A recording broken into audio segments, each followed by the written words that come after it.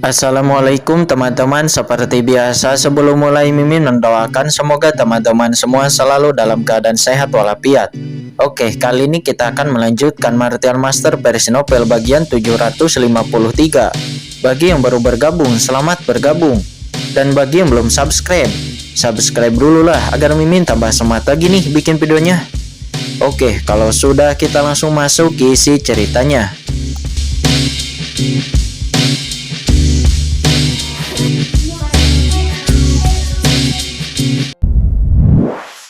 Terlebih dahulu. Oh, mengapa kamu ingin membantu saya? Kata Kincen. Dia yang sebelumnya duduk bersila dengan tenang. Sekarang Kincen akhirnya membuka matanya. Dan dia berkata dengan ringan kepada Bayutang. Ini, Bayutang terpana. Tentu saja itu karena kita berdua berasal dari Yunzhou. Selain itu, di ujian Yunzhou, kamu mengalahkan saya dan memenangkan kejuaraan. Jika Anda membiarkan mereka berdua mengalahkan Anda, maka saya tidak akan memiliki wajah, kata Bayutang. Hahaha. Mendengar ini, Kincen tiba-tiba tertawa keras dan pada saat ini Kincen yang sebelumnya duduk tiba-tiba berdiri. Lelucon, kapan saya membutuhkan seseorang untuk melindungi saya, kata Kincen. Dia mencibir berulang kali. Saya bertanya kepada Anda, seberapa yakin Anda akan menantang Nantianyi dan Peng Liyuyun, kata Bayutang. Kamu tidak perlu ikut campur. Saya akan melakukannya sendiri dan berurusan dengan dua limbah ini, kata Kincen. Dia berkata dengan dingin. Kedua orang ini ingin mengajariku. Aku akan memberitahu mereka apa yang tidak dapat dicapai, kata Kincen. Dia berkata dengan dingin. Anak ini sedang mencari kematian. Nantianyi dan Peng Liyuyun mendengar percakapan ini di telinga mereka dan mereka sangat marah. Kincen berani menjadi begitu sombong. Mendengar ini yang lain juga terkejut dan tidak bisa percaya apa yang dikatakan Kincen. Sombong, terlalu sombong. Bahkan Bayutang sendiri terpana. Kincen terlalu sombong meskipun dia telah membunuh penguasa negara Yundongguang. Namun siapa Nantianyi dan Peng Liyuyun? Keduanya adalah jenius teratas di Manseng Guanghan. Jenius yang tidak mudah untuk dikalahkan. Hahaha, Bayutang, kamu juga melihatnya. Kincen ini tampaknya tidak menerima kasih sayangmu, kata Nantianyi dan Peng Liyuyun. Keduanya sama-sama mencibir. Bayutang saat ini melirik Kincen dan akhirnya menghela napas. Dia juga bisa memahami pikiran Kincen. Jenius seperti itu semua sangat sombong. Bahkan jika mereka bukan lawan, mereka tidak akan bisa bersembunyi di belakang orang lain. Kincen, apakah kamu yakin tidak ingin saya membantu? Kata Bayutang. Akhirnya dia bertanya. Jangan khawatir, aku bukan sosok yang tak terkalahkan, tetapi kedua limbah ini bukanlah lawanku. Kalian berdua, jika kalian berdua ingin melakukannya, maka cepatlah, aku tidak punya waktu untuk disia-siakan, kata Kincen. Dia berdiri dengan tangan di tangannya menghadap Nantianyi dan Peng Liyuyun. Dia sudah punya banyak waktu untuk Tianzhuo. Bahkan jika kedua penjaga gerbang itu berjalan, mereka seharusnya menyelesaikan Tianzhuo. Tetapi saat ini tidak ada staf berpangkat tinggi yang muncul, dan bahkan gerakan besar di alun-alun tidak ada yang maju satupun. Kincen telah lama mengerti bahwa ini adalah Tianzhuo sendiri yang sengaja membiarkannya. Karena itu, apalagi yang harus dikatakan, Kincen akan secara langsung menekan keduanya. Ini adalah cara yang tepat untuk mengakhiri lebih awal. Dia tidak ingin membuang waktu terlalu banyak di sini. Segera setelah kata-kata Kincen jatuh, para penonton dalam kegemparan. Semua orang hampir terpana apa yang dikatakan oleh Kincen. Biarkan keduanya menyerang bersama. Apakah Kincen ini bodoh ataukah dia idiot? Nantianyi dan Peng Liyuyun ini sangat kuat. Bahkan puncak tahap awal alam suci surgawi dapat dibunuh oleh mereka dengan bersama-sama. Keduanya bahkan mampu menantang raksasa di tahap tengah suci surgawi. Tapi, bagaimana anak ini memiliki keberanian untuk melawannya sekaligus? Saya tidak mengerti. Banyak orang berbicara pada saat yang sama dan juga ada banyak diskusi. Bahkan para tetua yang ada di menara di kedalaman Tianzhuo juga dikejutkan oleh kata-kata Kincen. Hahaha, satu musuh dua lawan. Nah, kamu terlalu sombong. Aku ingin melihat di mana kamu begitu berani. Beri aku kematianmu, kata Nantianyi. Dia meraung. Dia tidak tahan lagi dan tiba-tiba dia menerjang. Dia meledak dengan tangan besarnya. Tiba-tiba langit yang tak terbatas dan bumi menyapu dan dunia yang luas ditekan. Ini adalah seni surgawi Nantianyi. Kekuatan dalam tubuhnya akan berubah menjadi dunia keputusasaan yang menakutkan, menekan segalanya, dan membawa orang ke jurang tak terhingga. Banyak murid berkata, bahkan para penatua hebat dan orang lain di menara tinggi juga mengangguk, mengungkapkan kejutan. Bakat Nantianyi ini memang luar biasa. Jika dia diberikan waktu, itu mungkin akan menjadi tulang punggung dari cabang Mansion Tianjuo ini.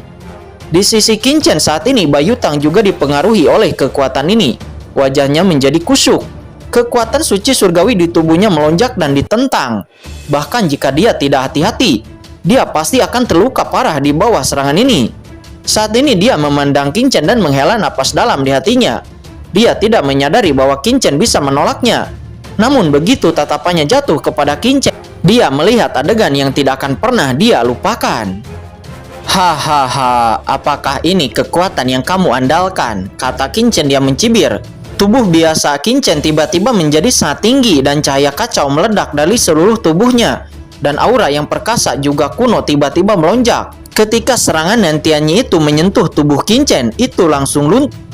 Ketika serangan Nantianyi itu menyentuh tubuh Qin Chen, itu langsung. Ketika serangan Nantianyi itu menyentuh tubuh Qin Chen, itu seketika runtuh setiap inci. Nantianyi, apakah kamu pikir kamu benar-benar jenius, konyol? Apakah kamu pikir aku hanyalah setengah langkah suci surgawi? Menekan sampah sepertimu, aku hanya memiliki 3 napas, kata Qin Chen. Aura yang kuat menyapu dengan gila-gilaan dari tubuhnya. Kemudian sosoknya bergerak cepat dan sangat cepat. Qin Chen melompat dan mengayunkan tinjunya. Boom! Seketika Nantianyi tiba-tiba terguncang dan kekuatan putus asa yang tak terbatas dari langit pecah dan runtuh. Pada saat yang sama Yuan suci di tubuhnya roboh sepenuhnya. Bahkan ada perasaan bahwa hukum suci surgawi di dalam tubuhnya tidak berfungsi. Dia telah mengalami pertempuran yang tak terhitung jumlahnya, tetapi dia belum pernah menemukan aura yang begitu menakutkan, dan dia bahkan merasa tidak bisa bernapas. Apa ini? Bahkan jika kamu menerobos ranah suci surgawi, bagaimana kamu bisa memiliki kekuatan yang begitu kuat? Kata Nantianyi dia meraung dengan liar. Dia kemudian melakukan serangan lagi, tetapi tidak peduli seberapa kuat serangannya itu tidak berdampak apa-apa kepada Qin Chen. Apa yang sedang terjadi? Mengapa kekuatanmu begitu kuat? Kata Nantianyi, dia bergegas dengan marah. Dengan seteguk darah menyembur dari sudut mulutnya. Seluruh tubuhnya hampir roboh. Namun dia tidak terima dan dia akan segera menyerang lagi. Namun di saat itu Qin Chen berkata, berlutut. Qin Chen tidak memberinya kesempatan untuk melawan sama sekali. Dalam sekejap sosoknya langsung muncul di depan Nantianyi dan atmosfer kuno menyapu alam semesta dan langsung membuatnya kewalahan. Segera Nantianyi tidak dapat menahan diri dan lututnya tiba-tiba menekuk. Dia berlutut di depan Qin Chen dengan tampilan penuh. Apa? Nantianyi dia meraung dengan panik, tetapi itu tidak berguna. Di bawah kekuatan Qin Chen dia seperti semut. Berlutut di sana tidak bisa bergerak sedikit pun. Kakak senior Nantianyi dipukuli sampai berlutut. Ya Tuhan, apakah aku terpesona atau ini halusinasi? Banyak murid berteriak seperti orang gila dan tidak percaya semua yang ada di depan mereka. Siapakah saudara Nantianyi? Dia putra tertua dari keluarga Nan, calon patriark masa depan keluarga Nan, jenius yang tak terkalahkan dari rumah Guanghan, salah satu dari 3 sosok luar biasa dari divisi pemurnian Tianjuo. Hanya dalam beberapa napas, dia berlutut kepada Qin Chen dalam tampilan penuh. Kontras yang kuat semacam ini membuat orang normal berpikir bahwa mereka terkena halusinasi. Tidak ada yang bisa membayangkan bahwa Qin Chen akan begitu kuat. Binatang buas, aku sombong di dunia, putra tertua klan Nan. Bagaimana aku bisa berlutut? Kata Nantianyi, dia juga merasa bahwa dia berlutut, dan rasa malu yang tak terbatas mengalir dari lubuk hatinya. Wajahnya berubah menjadi merah lalu berubah menjadi ungu. Di tubuhnya, napas kehidupan melonjak. Ini adalah kehidupan yang terbakar. Dia membakar kehidupannya dengan putus asa. Memang dalam kapasitasnya, membiarkannya berlutut bahkan lebih tidak nyaman daripada membunuhnya. Dia lebih suka berdiri untuk mati daripada berlutut untuk hidup. ingin melawan. Namun Qin Chen tidak memberinya kesempatan untuk putus asa. Dia mencibir, energi kuno bergegas lagi, dan kekuatan yang terkumpul di tubuh Nan Tianyi langsung dikalahkan. Tersegel dengan kuat, menjaga tubuhnya untuk tetap berlutut. "Katakan, biarkan kamu berlutut," kata Qin Chen. Dia berkata dengan dingin. Lalu ketika dia menoleh, matanya langsung tertuju kepada Peng Liyuyun. "Dan kamu juga berlutut untukku." "Kamu," kata Peng Liyuyun. Saat ini dia ketakutan. Dia sangat terkejut. Dia tidak pernah menyangka Qin Chen akan mengalahkan Nan Tianyi seperti ini. Hampir tanpa usaha. Hanya beberapa tarikan napas. Nan Tianyi yang terkenal langsung berlutut. Ini 10 kali lebih sulit daripada membunuh Nan Tianyi. Dalam sekejap, ketakutan muncul di hati Peng Liyuyun. Dia Nan Tianyi tidak hanya bertarung sekali atau 2 kali. Dan dia tahu kengerian Nan Tianyi. Dan kekuatannya tidak jauh sepertinya. Tetapi sekarang, begitu Nan Tianyi dikalahkan oleh Qin Chen dengan begitu mudah. Dan dia berlutut di tempat, lalu bagaimana dengan dirinya? Pada saat ini ketakutan telah muncul di dalam hatinya dan dia kemudian berkata dengan suara yang dalam, "Qin Chen, jangan melakukan terlalu jauh. Saya adalah tuan muda dari Papilun Pengyun. Jika kamu melakukannya hari ini, kamu tidak hanya akan menyinggung saya Papilun Pengyun, tetapi juga kamu menyinggung semua master pemurnian yang baru dipromosikan yang ada di sini." "Menyinggung semua master pemurnian," kata Qin Chen, matanya berkilat. Dan dia melirik semua murid Tianjuo yang ada di sana. Dan dia kemudian mencibir lagi dan lagi. "Beberapa sampah. Apa yang perlu ditakutkan jika menyinggung kalian? Jika kalian berani mengatakan sesuatu, maka tuan muda ini akan membiarkan kalian semua berlutut bersama." "Berhenti bicara omong kosong, berlutut untukku," kata Qin Chen. Dia tersenyum dingin. Dia maju selangkah, menekan telapak tangannya ke arah Peng Liyuyun. "Mata Dewa Pengyun," kata Peng Liyuyun. Saat ini dia ketakutan dan marah. Tapi tidak mungkin baginya untuk berlutut. Seluruh tubuhnya benar-benar mulai terbakar. Esensi darah dan napas Yuan Suci melonjak. Terutama matanya yang berubah menjadi 2 warna hitam dan putih. Dan badai angin muncul di sekitar tubuhnya. Dia ingin menerobos belenggu Qin Chen. "Hahaha. Di tangan tuan muda ini masih mau melawan," kata Qin Chen. Dia mencibir dengan jijik dan segera menunjukkan jejak aura pembunuhan. Tiba-tiba dunia penuh dengan aura pembunuh. Dan aura angin yang ditampilkan oleh Peng Liyuyun tiba-tiba runtuh. Pada saat berikutnya, tangan besar Qin Chen sudah menekupnya. "Apa?" Peng Liyuyun menjerit dan dia jatuh tiba-tiba dan langsung berlutut dengan keras ke tanah. Dia berlutut seperti Nan Tianyi. Ketika banyak orang melihat pemandangan ini, mereka hampir pingsan karena terkejut. Berlutut, kakak senior Peng Liyuyun juga berlutut. Sangat kuat. Murid yang tak terhitung jumlahnya berkeringat dingin. Kakak senior Nan Tianyi dan kakak senior Peng Liyuyun. Mereka dalam sekejap dikalahkan dan bahkan berlutut di sini. Bagaimana mungkin ada orang yang begitu menakutkan di dunia ini?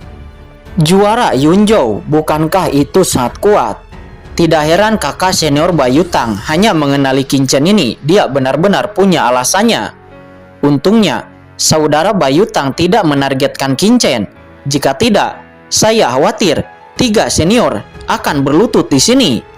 Banyak murid tampak ngeri dan memandang Qin Chen seolah-olah mereka melihat iblis.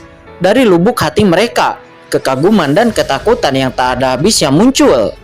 Di surga yang kuat dihormati, meskipun Nan Tianyi, Peng Liyuyun, dan Bayu Tang pertama kali memasuki Tianjuo, mereka telah meninggalkan keagungan yang kuat di hati para murid. Tetapi pada saat ini, semua keagungan itu menghilang. Di mata semua orang, hanya Qin Chen yang tersisa, berubah menjadi sosok yang tak terkalahkan. Jika sekarang seseorang bertanya, siapa murid utama yang direkrut oleh Tianjuo kali ini? Tidak ada keraguan bahwa semua murid akan mengatakan bahwa itu adalah Qin Chen. Dan tidak ada kemungkinan kedua. Bayangan tak terkalahkan Qin Chen telah menanamkan tanda yang dalam di hati setiap murid. Dan status juga otoritasnya telah mulai ditetapkan. Kalian, siapa lagi yang ingin mempertanyakan tentangku? Jika ada, silahkan datang ke sini, kata Qin Chen. Dia berkata dengan acuh tak acuh kepada semua murid Tianjuo yang ada di sana. Mendengar itu, semua murid yang hadir seperti neraka mundur dengan gila-gilaan. Dan siapa yang berani melawan Qin-Chen? Kakak senior Qin-Chen perkasa, kuat, ini adalah jenius yang asli. Dibandingkan dengan kakak senior Qin-Chen, Nan Tianyi dan Peng Liyuyun bukanlah apa-apa. Banyak murid segera memuji Qin-Chen. Di surga mereka semua menyembah yang kuat. Qin-Chen melanggar aturan Tianjuo di awal, memprovokasi kemarahan orang-orang, dan ingin marah kepada semua orang. Tetapi Qin-Chen mengalahkan Nan Tianyi dan Peng Liyuyun. Orang-orang segera mengubah nada mereka dan memanggil Qin-Chen sebagai kakak senior. Adapun Nan Tianyi dan Peng Liyuyun, mereka berdua sudah lama dilupakan. Apa? Nan Tianyi dan Peng Liyuyun berlutut di sana sekarang. Mereka berdua hanya merasakan wajah mereka memerah, dan hati mereka sangat terhina. Mereka berdua berlutut di alun-alun, menerima ditunjuk oleh banyak murid dan menghina. Rasa malu seperti ini menyelimuti hati mereka berdua, membuat mereka tidak bisa mengangkat kepala. Mereka tahu bahwa kekuatan manajemen dan reputasi mereka akhirnya hancur dan menjadi batu loncatan Qin-Chen. Mereka bahkan ingin bunuh diri sekarang, tetapi kekuatan Qin-Chen benar-benar memenjarakan dan menyegel mereka, dan mereka hanya dapat mempertahankan postur tubuh untuk terus berlutut.